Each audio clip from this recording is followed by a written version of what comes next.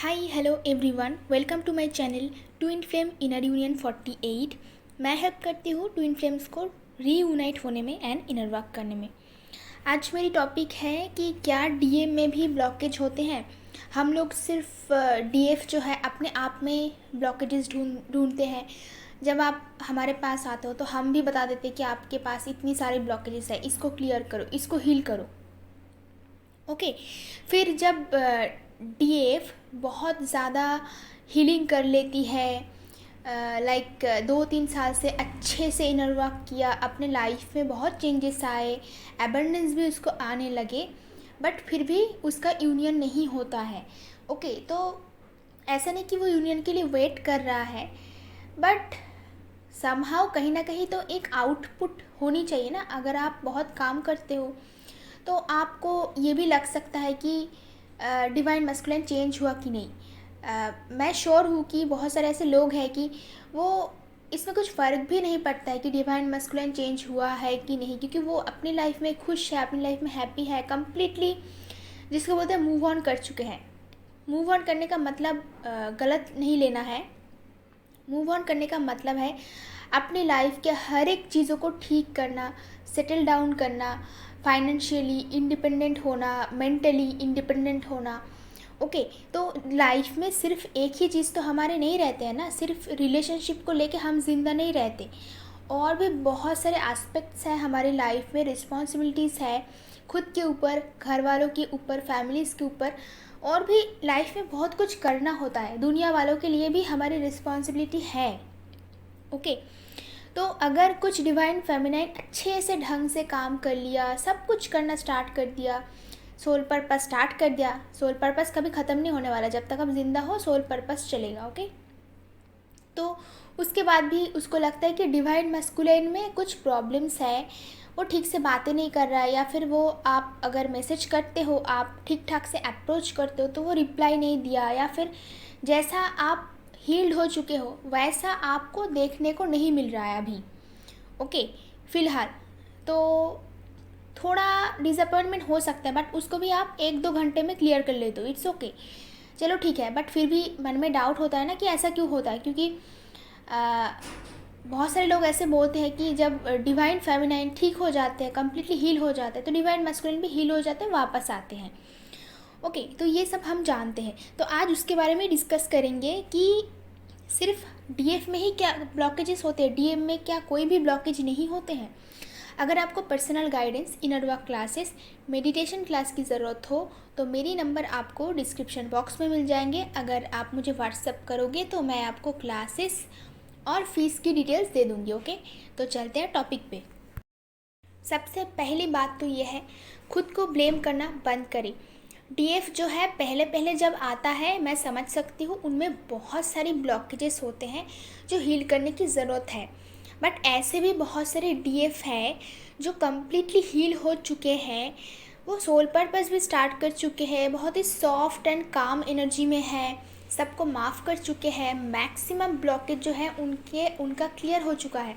In fact उनको life में abundance भी मिलना स्टार्ट हो चुका है।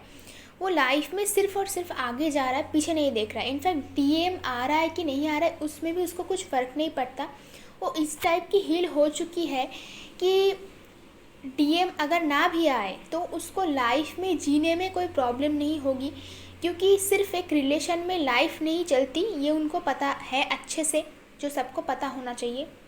मैं उन डीएफ्स की बातें कर रही हूँ, क्योंकि जब हम लोग इनर वर्क क्लास करते हैं या फिर आप लोग पर्सनल गाइडेंस के लिए आते हो तो हम लोग आपके अंदर बहुत सारे ब्लॉकेजेस निकाल देते हैं कि चलो आपके पास ये ब्लॉकेजेस हैं, आपको अभी इसके ऊपर काम करना है। तो पूरी पूरी ट्विन फ्लेम जर्नी में सारे के सारे लोग सिर्फ डीएफ की ब्लॉकेजेस ढूंढने में निकल जाते हैं कि आपके अंदर ये प्रॉब्लम है, आपके अंदर वो प्रॉब्लम है, आप इसको हील करो, उसको हील करो। ये करते करते चलो, हाँ होता है, बहुत सारा ब्लॉकेजेस होता है, मैं ये मानती हूँ, बट उसका भी कुछ लिमिट होता है। ओके अगर 3-4 साल हो गए हैं, आप एक कम्प्लीटली डिफरेंट ह्यूमन बीइंग बन चुके हो और आपकी लाइफ में प्रॉब्लम कुछ है ही नहीं, कभी कभार आप लाइक रोते भी नहीं हो, आप अभी न्यू मून फुल मून में आपका प्रॉब्लम नहीं होता है, मर्क्यूरी रेट्रोग्रेड आपका कुछ नहीं बिगाड़ सकता है, कोई भी सिचुएशन, कोई भी चीज़ आपके ऊपर असर नहीं डालता है, फिर भी आपको ऐसा लगता है कि कभी कभार कि डीएम में चेंजेस नहीं आया। लाइक आप अगर सॉफ्टली उनको अप्रोच किए, अगर अच्छे से आप बात की उनके साथ, वो अच्छे से वैसे जवाब नहीं दे रहा है, या फिर बिल्कुल ही कम्प्लीटली साइलेंट जोन में है, तो आपके मन में थोड़ा बहुत तो डाउट आता है कि ऐसा क्यों होता है। हाँ, अगर रिज़ल्ट कुछ भी हो, मतलब प्रॉब्लम कुछ भी हो, आपको फ़र्क नहीं पड़ता है, पता है, बट मैं वही आज बताने वाली हूँ क्यों ऐसा होता है। क्योंकि डीएम में भी ब्लॉकेजेस होते हैं, उनको भी हील करने का टाइम दीजिए। बेसिकली डीएम जो होते हैं वो एज में छोटा होता है मैक्सिमम केसेस में, और अगर आपका डीएम आपसे बहुत छोटा है तो आप ये हिसाब कीजिए कि आपको एग्जैक्टली किस एज में आपकी एवकनिंग स्टार्ट हुई, किस एज में आप हील हुए, आपको कितना टाइम लगा। आई एम श्योर कि वो उसको अभी भी उतना टाइम नहीं हुआ है। हो सकता है कि आपने हील कर लिया, बट उसको उतना टाइम देना चाहिए, क्योंकि time is everything.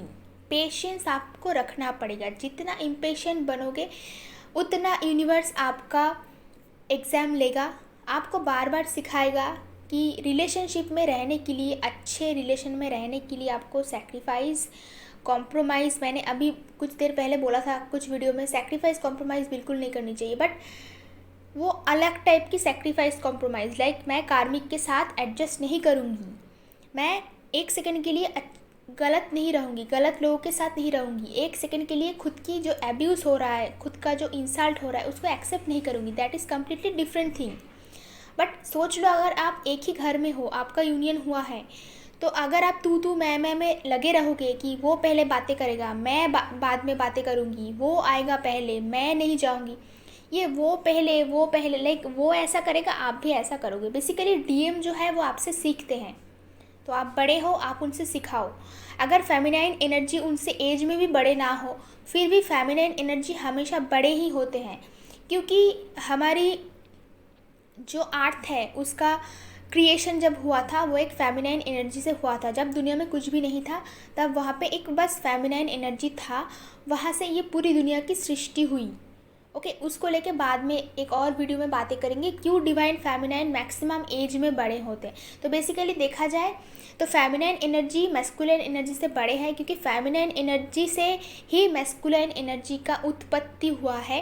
Feminine energy कहाँ से एग्जैक्टली आया है वो कभी पता नहीं, बस इस ब्रह्मांड के शुरू में एक फेमिनाइन एनर्जी था जहाँ से बाकी सारी एनर्जीज़ और इस पूरी ब्रह्मांड की सृष्टि हुई थी। ओके, उसका नाम है शक्ति। शक्ति का ही हम लोग सारे पार्ट हैं जो डिवाइन फेमिनाइन है। तो शिवा का भी उत्पत्ति शक्ति से ही हुआ है। ओके, तो इसीलिए फेमिनाइन एनर्जी बड़े हैं, तो उनसे ही सीखना चाहिए डिवाइन मैस्कुलाइन जो है उनको। तो आप उनको सिखाओ। आप अगर बोलोगे कि आप पहले बातें करो, नहीं मैं इस बार मैं नहीं करूँगी, अगर आप इतना छोटा छोटा सेक्रीफाइस नहीं कर सकते हो तो आप सेम घर में नहीं रह सकते हो और आपका यूनियन में फिर से प्रॉब्लम आएगा। तो आपका जो यूनिवर्स है, डिवाइन है, वो आपको यही सिखाता है कि पेशेंस एंड पेशेंस। कहीं पे आप अगर पहले बात कर लिए, आप अगर थोड़ा सा ह्यूमैनिटी दिखा दिए, आप थोड़ा सा झुक गए, इसका मतलब ये नहीं कि आप वैसे झुक गए, आपका रिस्पेक्ट कम हो गया। कहीं ना कहीं डिवाइन मस्कुलाइन जो है वो आपको सालों तक, पूरी लाइफ टाइम रिस्पेक्ट करेगा और आपको अप्रिशिएट करेगा। हाँ, जब ख़राब टाइम था, हम लोग बिल्कुल नो कांटेक्ट जोन में थे, आपने स्टेप लिया, आपने ट्राई किया कि रिलेशन को ठीक करने की आपने कोशिश किया, आपने पहले बातें की, मैं इतनी रूडली बातें किया, मैं इतनी ख़राब बिहेवियर किया, उसके बाद भी आपने मुझसे इतने अच्छे से बातें की, इतनी पेशेंस के साथ मेरी बातों को सुना। क्योंकि आप एक हीलर भी हो ना, अगर आप हीलिंग कर चुके हो खुद का, तो आप हो सकता है दूसरों की हीलिंग में भी स्टार्ट कर चुके हो। तो आपका काम है कि दूसरे पर्सन को जज ना करके उनका एग्जैक्टली कहाँ पे प्रॉब्लम हो रहा है उसके हिसाब से सल्यूशन देना। तो अगर वो बात करने के लिए रेडी नहीं है तो उसको वहीं पे छोड़ दो। उसके लिए फिर से उसको कर्ज करना, फिर से रोना आप अगर करोगे, फिर से उनको कर्ज करोगे तो ये प्रॉब्लम हो जाएगा, फिर से झगड़ा नया मोड़ लेगा, नया प्रॉब्लम स्टार्ट हो जाएगी। तो अगर ऐसा होता है तो आप उसी चीज़ को वहीं पे छोड़ो, क्योंकि ये डीएम का खुद का ब्लॉकेज है। बचपन से उसके साथ इतना कुछ हो चुका है, वो इतना डैमेज हो चुका है, अभी भी कम्प्लीटली हील नहीं हो चुका है, और आप खुद अचानक से हील हो गए, और हील होने के बाद भी आप एक्सपेक्ट कर रहे हो कि बाकी के सारे लोग भी सेम टू सेम टाइम पे हील हो चुके हैं। हर डिवाइन मैस्कुलिन का एवोकनिंग हो जाते हैं जब आप खुद एवोकन हो जाते हो, बट वो हीलिंग का प्रोसेस बहुत लेंथी है, इसमें टाइम लगता है, और वो एक अलग ह्यूमन बॉडी में है। ओके, तो उसका कुछ अलग सा कर्मा है, उसका कुछ अलग सा हीलिंग की तरीका है, और वो मस्कुलिन एनर्जी भी है, वो फेमिनाइन एनर्जी नहीं है। तो उसको मतलब उसके साथ डील करने का तरीका कुछ अलग होना चाहिए। जैसे आप रिएक्ट करते हो वो नहीं करते हैं। जैसे आपका हार्ट चक्र ओपन है, थ्रोट चक्र ओपन है, आप जल्दी से बोल देते हो, आपको आपके मन में कुछ आए आप जल्दी से बोल देते हो। फेमिनिन एनर्जी मैस्कुलिन एनर्जी जो है वो इतनी जल्दी से अपने आप को ओपन अप नहीं कर सकते। उसका हार्ट चक्र में ब्लॉकेजेस होता है, थ्रोट चक्र में ब्लॉकेजेस होता है। तो आप कंटिन्यूसली हार्ट चक्र और थ्रोट चक्र के ऊपर काम करते जाइए।